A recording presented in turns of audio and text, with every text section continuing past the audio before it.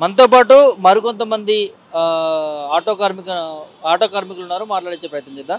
చెప్పండి అన్న, ఇవాళ మీ ఆటోలో బీఆర్ఎస్ పార్టీ కీలక నేతలు ప్రయాణించడం జరిగింది. సో ఎట్లా అనిపించింది, మీ స్పందన ఏంటి?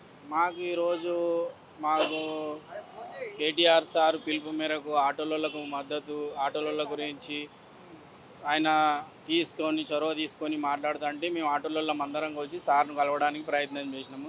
మా సమస్యలు 2 సంవత్సరాలు చాలా ఉన్నాయి. ఆ సమస్యలు చెప్పడానికి పోయినాము. సమస్యలు ఎన్నాడు సారు దీనికి పరిష్కారము ఈ విధంగా అవుతుందని ఈరోజు పోయి సార్ను కలిసినాము. సార్లను అందరిని కలిసినాము. మాకు సమస్యలు చాలా ఉన్నాయి. గత ప్రభుత్వంలో ఉన్నప్పుడు హాయిగా ప్రశాంతంగా ఉన్నాం. ఈ 2 సంవత్సరాల నుంచి చాలా ఇబ్బంది ఉంది. అసలు మాకు తినడానికి ఆటో ఫైనాన్స్ కానీ ఇల్లు కిరాయిలు వెళ్ళకనే ఇబ్బంది పడ్డాం. ఆ ఇబ్బంది వల్ల మాకు కొద్దిగా మన బీఆర్ఎస్ సార్లు కేటీఆర్ సార్ని కలిసినప్పుడు సరే మీ గురించి మాట్లాడడానికి ప్రత్యేకంగా ఈరోజు టైం కేటాయించి ప్రతి హైదరాబాద్లో ఉన్న ఆటో స్టాండ్లు అందరినీ పిలిపించి ఒక దగ్గర చేర్చి మా సమస్యలు అన్నీ విన్న తర్వాత ఈ రకంగా చేస్తే మన ప్రభుత్వం వచ్చినప్పుడు ఇట్లా ఉంటుంది, ఈ ప్రభుత్వంలో ఇది జరగలేదు అంటే అవి చెప్పినప్పుడు వివరించినప్పుడు అన్నీ సక్రమంగా ఈ రకంగా మన ప్రభుత్వం మళ్ళీ వస్తే మీకు ప్రాబ్లమ్స్ ఏమున్నాయి అవన్నీ మేము చెప్పిన అన్నీ తీసుకొని ఇవి ఖచ్చితంగా నెరవేరుస్తాము అన్నారు. అయితే ఇప్పుడు ఉన్న ప్రభుత్వం మాత్రం మాకు చాలా ఇబ్బంది పడుతుంది. తినడానికి కూడా ఇబ్బంది అవుతుంది. ఆటో ఫైనాన్స్లో వెళ్ళట్లేదు, రోడ్డు మీద గిరాకులు లేవు ఫ్రీ బస్ వల్ల. మేము ఫ్రీ బస్కి అట్లా అని వ్యతిరేకంగా కాదు, కాకపోతే మాకు కూడా ఏదైనా ఆల్టర్నేట్గా చూపించాలి. ఇప్పుడు మాకు ఆల్టర్నేట్గా ఏం లేదు. రోజు కనీసం 500 1000 రూపాయలు మామూలు లేబర్కి వచ్చిన ఛార్జ్ వచ్చినా పర్వాలేదు, అది కూడా రావట్లేదు. దానివల్ల ఇప్పుడు మాకు చాలా ఇబ్బంది అవుతుంది కదా. బయట టీ తాగదామంటే డబ్బులు ఉండట్లేదు. దానివల్లనే ఈరోజు మేము అందరం కలిసి హైదరాబాద్లో ఉన్న ఆటో యూనియన్లు సంఘాలు అన్నీ కలిసి ఈరోజు కేటీఆర్ సార్ను కలవడానికి పోయినాం. ప్రోగ్రామ్స్లో పెట్టిరు. దానివల్ల మాకు కూడా కొద్దిగా ఇబ్బంది కూడా తొలగినట్టు సార్ కొద్దిగా అసెంబ్లీలో మాట్లాడుతారు ఆటో డ్రైవర్ల సమస్యల గురించి అని సార్ దగ్గర కలవడం వల్ల సార్ కూడా మంచిగా స్పందించి ఆటో డ్రైవర్ల సంఘాలను పిలిచి మాట్లాడిండు.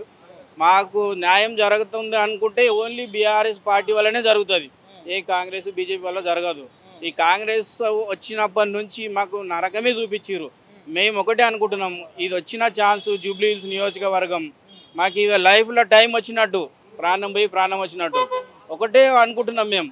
ఈసారి కాంగ్రెస్ దొక్కితే 1000 ఫీట్ల లోతుకు దొక్కేసి అసలు తెలంగాణలో కాంగ్రెస్ జెండానే ఉండొద్దు, మళ్ళీ ఒక 100 సంవత్సరాల దాకా ఎక్కడ ఉందో మూలకాన్ని వెతికేటట్టు ప్రయత్నం చేస్తాం. ఈసారి ఖచ్చితంగా గట్టిగా ప్రయత్నం చేస్తాం. కాంగ్రెస్ జెండా అంటేనే గజగజ వణికేటట్టు ప్రయత్నం చేస్తాం. కాంగ్రెస్ జెండానే కనిపించదు తెలంగాణలో. ఒకప్పుడు బార్డర్లో ఆర్మీలో సైన్యంతో ఫైట్ చేస్తున్నారు. ఇప్పుడు మేము కేసీఆర్ గురించి ఈ 2 సంవత్సరాల అనుభవం నరకం చూసినాం కాబట్టి 2 సంవత్సరాలు పోయింది గతం అని ఇప్పుడు మాకు వచ్చిన అవకాశాన్ని ఇక్కడ Jubilee hills Maganti Gopinath madam గారిని 99% కష్టపడి నిలబడి ప్రతి ఓటర్ దగ్గరికి పోయి ప్రతి గల్లీలో 20 సంవత్సరాల నుంచి ఇక్కడే ఉంటున్నాం. లోకల్ షేక్పేట్ల ఏ గల్లీలో ఎన్ని ఓట్లు ఉంటాయో మాకు తెలుసు. వాళ్ళందరినీ గ్యాదర్ చేసి బూత్ల దగ్గర తీసుకుపోయి ఓట్లు వేయించే బాధ్యత మాది. కేసీఆర్ ప్రభుత్వాన్ని మళ్ళీ నిలబెట్టుకుంటేనే మాకు బతుకులు ఉంటాయని ఆశించి ఆటో డ్రైవర్లు అందరం ఈరోజు సమైక్యంగా కూడిపోయి కేటీఆర్ సార్ను కలిసినాము. మాకు ఇంకోటి, ఈ కాంగ్రెస్ను అసలు నామరూపం లేకుండా చేయాలనేది మా ధ్యేయం. ఎందుకే కాంగ్రెస్ మీద మీరు అంత పగబట్టి? కాంగ్రెస్ అంటేనే మాకు నరకం చూపించింది 2 సంవత్సరాల నుంచి. గత ప్రభుత్వం 10 ఏళ్ళ నుంచి హాయిగా నిద్రపోయినాం, కళ్ళు మూసుకొని ఉదయం 6 గంటలకు వచ్చి సాయంత్రం 6 గంటలకు పోయినాము. ఇంత 1500 1000 రూపాయలు వస్తే తిని పడుకున్నాం, హాయిగా ఉన్నాం. ఈ 2 సంవత్సరాల నుంచి అసలు ఇల్లు రెంట్ వెళ్ళట్లేదు, పిల్లల ఫీజులు వెళ్ళట్లేదు, మాకు పిల్లల బిస్కెట్ కడితే డబ్బులు వెళ్ళట్లేవు సార్. అంత నరకం అనుభవించిన. అందుకే ఈ ఫ్రీ బస్ వద్దు, ఈ కాంగ్రెస్ వద్దు. ఈ కాంగ్రెస్ వల్ల అసలు ఎవరికి ప్రయోజనం లేదు. 99% కాంగ్రెస్ నామరూపంలో లేకుండా చేయడమే మా బాధ్యత. ఆటో డ్రైవర్లు ఖచ్చితంగా కంకణం కట్టుకున్నాము. కాంగ్రెస్ తెలంగాణలో అసలు జెండానే కనిపించకుండా చేస్తాం. ఆటో డ్రైవర్లు ఖచ్చితంగా చేస్తాం. జెండానే కాంగ్రెస్ ఏం చేస్తారండి? చంపుతారా, కొడతారా? ఇది ప్రభుత్వం ఉంది, ఇది సమాజంలో ప్రజాస్వామ్యం ఉంది. ఎవరైనా ఏమైనా మాట్లాడవచ్చు. అంటే నన్ను ఒక్కని చంపినంత మాత్రాన పోదు కదా. భూమి ఆకాశం ఉన్నంతలో టీఆర్ఎస్ జెండా ఎగురుతుంది, ఖచ్చితంగా ఎగురుతుంది. నేను పోతే ఇంకోరు పోతే ప్రతి ఇంటికి ఒక కేసీఆర్ పుట్టుకొచ్చి ఖచ్చితంగా తెలంగాణ నిలబెడతారు. మళ్ళీ మాట్లాడితేనే వీడియోలు డిలీట్ చేపిస్తున్నారు, మాట్లాడితేనే భయపెడుతున్నంత మాత్రం మేము భయపడం కదా. మా ఆటో సైన్యం అస్సలు భయపడదు. ఎవరైనా భయపడుతుంది, మా ఆటో సైన్యం మాత్రం భయపడదు.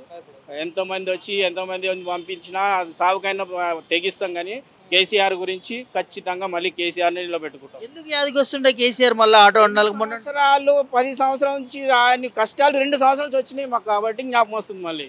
అంటే మేము తప్పు చేయలేదు, అక్కడ విలేజ్ వాళ్ళు తప్పు చేసారు. హైదరాబాద్లో తప్పు చేయలేరు ఎవరు. మా హైదరాబాద్ ఆటోలో కంప్లీట్గా అందరికీ తెలుసు. ఇంకా 50 ఏళ్ళైనా ఖచ్చితంగా కేసీఆరే కావాలనుకుంటాం. ఆ డెవలప్ ఏంది, మాది కూడా పల్లెటూరుకి నుంచి వచ్చిన ఆ పల్లెటూరులో పొజిషన్ ఎట్లుంటుంది ఇప్పుడు ఎట్లుండే మాకు తెలుసు మాకు కూడా. ఈ ఆటో వన్నలే కాంగ్రెస్ పార్టీకి చాలా పెద్ద అడ్వర్టైజ్మెంట్ ఇచ్చారు. కాంగ్రెస్ కావాలి, మనకు మార్పు రావాలి, బతుకులు మారుతాయని అన్నారు. చేస్తారని తెలియదు కదా, వాళ్ళు ఆశించారు ఏదో 12,000 ఇస్తారు కదా అని ఆశించారు. ఆ 12,000 రోజు 30 రూపాయలే పడుతుంది. టిఫిన్ కూడా రాదు, 40 రూపాయలు ఇడ్లీ రోజు 30 రూపాయలే పడుతుంది. అది కూడా ఆలోచించకుండా అది అవుతుంది కదా అనుకురు. తర్వాత అది కూడా కావట్లేదు. దానివల్ల చాలా నష్టపోయారు ఆటో డ్రైవర్. ఇప్పుడు అర్థమైపోతుంది ఇక జిందాలో ఏ ఆటో డ్రైవర్ కూడా కాంగ్రెస్ అంటేనే పక్కకు పెట్టేస్తాడు దాన్ని సైలెంట్. కాంగ్రెస్ అంటే నామరూపం లేకుండా చేయడమే ఆటో డ్రైవర్ల పని ఖచ్చితంగా. చాలా 2 సంవత్సరాల నుంచి అయితే పొట్ట మీదనే కదా అసలు నా చెప్పడానికి కూడా ఆ భాష వర్ణించకుండా అయిపోతుంది. అంత బాధ అవుతుంది ఆటో డ్రైవర్లు. ఆటో డ్రైవర్ క్యాబ్ కానీ ఆటోలు కానీ ప్రతిదీ ఒక్క బిజినెస్ చైన్ సిస్టమ్ అన్నీ మొత్తం డౌన్ అయిపోయినాయి. ప్రభుత్వం మాత్రం ప్రజాపాలన తెచ్చినాం, ఇందిరమ్మ రాజ్యం తీసుకొచ్చినాం, పేద ప్రజలకి న్యాయం చేస్తున్నాం. అది మాత్రం ఫేక్ న్యూస్, అదంతా నామ మాత్రమే. అది ఓన్లీ మాటలకు మట్టుకే. ఎవరికి ఇప్పటిదాకా ఎవరికి రాలేదు. సిటీలో మాత్రం ఎవరికి రాలేదు, ఒక్కటి కూడా రాదు కూడా. ఇంకా జిందేలో కూడా రాదు. అంటే మేమంటే నా ఏజ్ 42 ఉంటుంది. నేను చూసిన కాడికి కూడా మా ఫాదర్ ఎప్పుడు పొలంలో కాడికి పోయి నైట్ మిరుగుడు పురుగుల కరెంట్ వస్తుండే. ఈరోజు ఫ్యాన్లు వేసుకొని 24 అవర్స్ కరెంట్ తోటి ఉన్నామంటే కేసీఆర్ పుణ్యానే. ప్రతి గడప గడప కేసీఆర్ మంచి నీళ్ళు శ్వాస పీడ్చుకుందే తెలంగాణ. ఏ ఒక్క జీవి లేదు. ప్రతి జీవి నా తెలంగాణ చెప్పుకున్నాడానికి కూడా కేసీఆరే కారణం.